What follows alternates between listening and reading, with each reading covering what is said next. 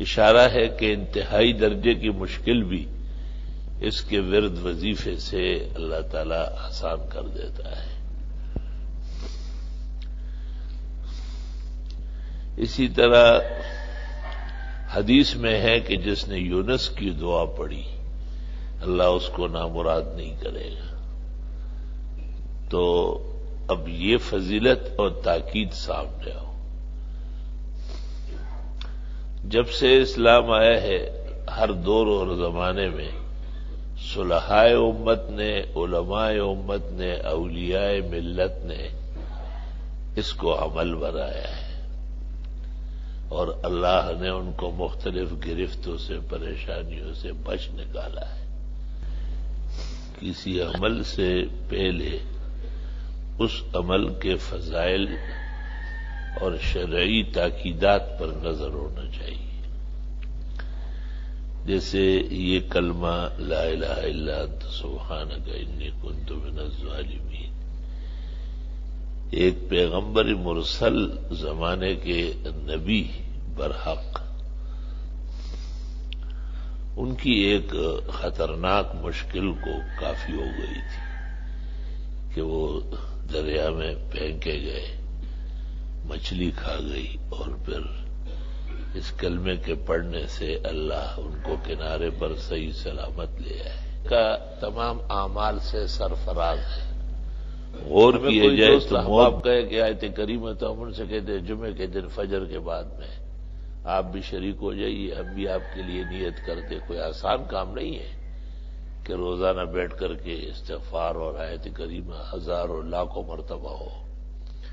یا تو چونکہ بکثرت افراد ہے، جمعے کی فجر ممتاز فجر ہے، پیغمبر نے یہ جو دو صورتیں پڑھی ہے سجدہ و دہر، محدثین کہتے ہیں ناغہ نہیں ہوا ہے۔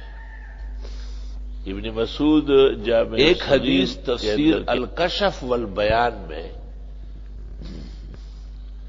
ابو المنصور ماتریدی کی دیکھی ہے، اور بڑی حیرت ہوئی ہے اس تفسیر پر کہ اس نے یہ روایت بھی نقل کی ہے کہ فانتہا الصلاح، اگر سچ مچ استغفار کا وظیفہ ہو اور استغفار کثرت سے بھی ہو، لزوم سے بھی ہو، تو نہ یہ کسی کے خلاف ہتھیار اٹھائے گا، نہ اس کے اوپر کبھی ہتھیار کام کر سکے گا۔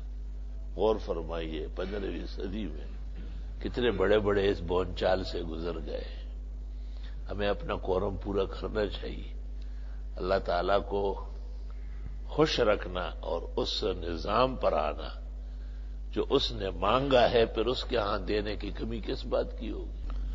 بیٹے اور مال کا ملنا ہے، کتنی عجیب بات ہے کہ اللہ خود وظیفہ دے رہا ہے۔ فَقُلْتُ اسْتَغْفِرُوا رَبَّكُمْ إِنَّهُ كَانَ غَفَّارًا۔ حضرت نوح کہتے کہ میں تمہیں کہہ چکا ہوں کہ استغفار کرو، معاف ہو جاؤ گے۔